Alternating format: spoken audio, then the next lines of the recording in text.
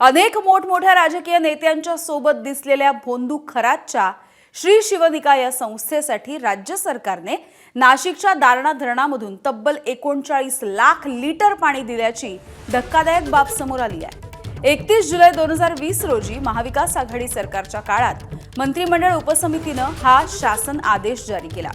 यासाठी गोदावरी मराठवाडा पाटबंधारे विकास महामंडळाने शिफारस केली। मिरगावामधील शिवनिका संस्थानामध्ये तयार केलेल्या बाग बगीचासाठी धरणामधून संस्थानापर्यंत 48 किलोमीटर लांबीची पाईपलाईन टाकण्याचा प्रस्ताव मांडण्यात आला। यानंतर दारणा धरणामधील पाणी गोदावरी उजव्या तटकालव्यामधून बिगर सिंचन वापरासाठी खरात याच्या संस्थेला देण्यासाठी मंजुरी देण्यात आली।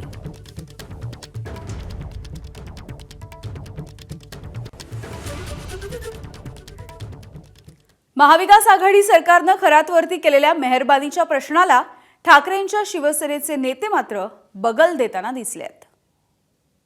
त्यांचं जे ट्रस्ट होतं त्या ट्रस्टला पाणी देण्याचा एक निर्णय घेतला गेला होता। तो निर्णय महाविकास आघाडी सरकारच्या काळात 2020 बघा ह्या गोष्टी आहेत ना, आता त्या अनेक गोष्टी काढाल तुम्ही। मुख्य मुद्दा काय आहे तो काल आलेला आहे, त्याच्यावरती पक्षाची भूमिका काय आहे ती मी सांगतोय। आता पाणी दिलं होतं का, झाडाला पाणी घातलं होतं का, हे मुद्दे नाही।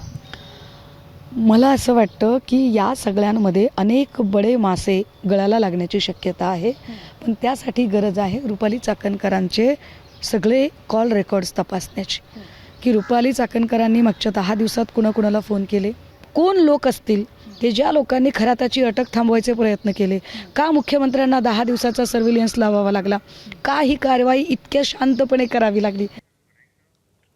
राज्याचे जलसंपदा मंत्री राधाकृष्ण विखे पाटील यांनी या भोंदू अशोक खरातच्या संस्थेला दिलेलं दारणाचं पाणी हे थांबवलंय। शिवनिका संस्थानाला दिलेलं पाण्याचं आरक्षण हे तात्काळ रद्द करण्याच्या सूचना दिल्याचं राधाकृष्ण विखे पाटील यांनी सांगितलं। तसंच GR का काढला, नोटिंगवरती कोणाच्या सह्या होत्या याची चौकशी करणार असल्याचं देखील त्यांनी स्पष्ट केलंय।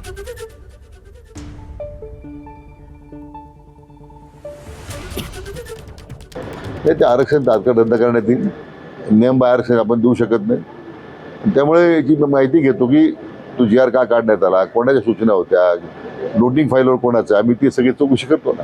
पण निश्चितपणे त्या आरक्षण रद्द करण्याच्या सूचना विभागाला दिलेल्या आहेत।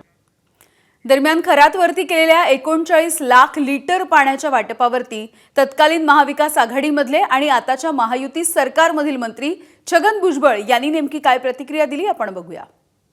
शक्य असेल आणि पाणी असेल आणि तुम्ही जर मागितलं तर देतात ना परवानगी। आपल्याला काय माहिती की हा मनुष्य काय करतोय, कुणाने आपण पाणी मागितलं त्याला देतो। आता तो बाहेर काय त्याचा उद्योग धंदा आहे ते अधिकारी काय त्यांना माहिती आहे, नियमात बसला असेल त्यांनी दिलं असेल। महाविकास आघाडी सरकारच्या काळामध्ये भोंदू बाबाला पाणी देण्यासाठी केलेल्या मदतीवरती तत्कालीन मुख्यमंत्री उद्धव ठाकरे यांनी स्पष्टीकरण दिलंय।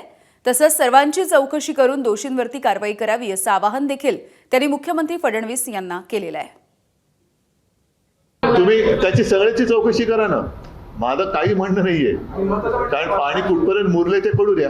मराठवाड्याचं पाणी नाही, म्हणून जो गुन्हेगार असेल त्या गुन्हेगाराला शिक्षा करा।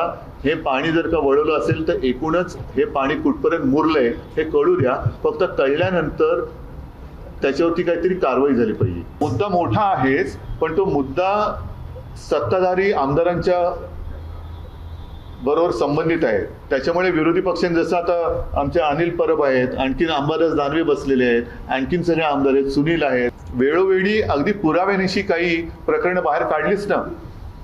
भ्रष्टाचाराची प्रकरणं बाहेर काढली, अगदी सगळ्या गोष्टी बाहेर काढल्या, तरी देखील त्याच्यावरती म्हणून मी तुमच्या लक्षात असेल की गेल्या अधिवेशनात प्रेसशी बोलताना बोललो होतो की एक पांघरुण मंत्रालय आता मुख्यमंत्र्यांनी काढायला पाहिजे, की सगळ्यांच्या पापांवरती पांघरुण घालणं आणि ते खातं त्यांनी स्वतःकडे ठेवावं। ABP माझा, उघडा डोळे बघा नीट।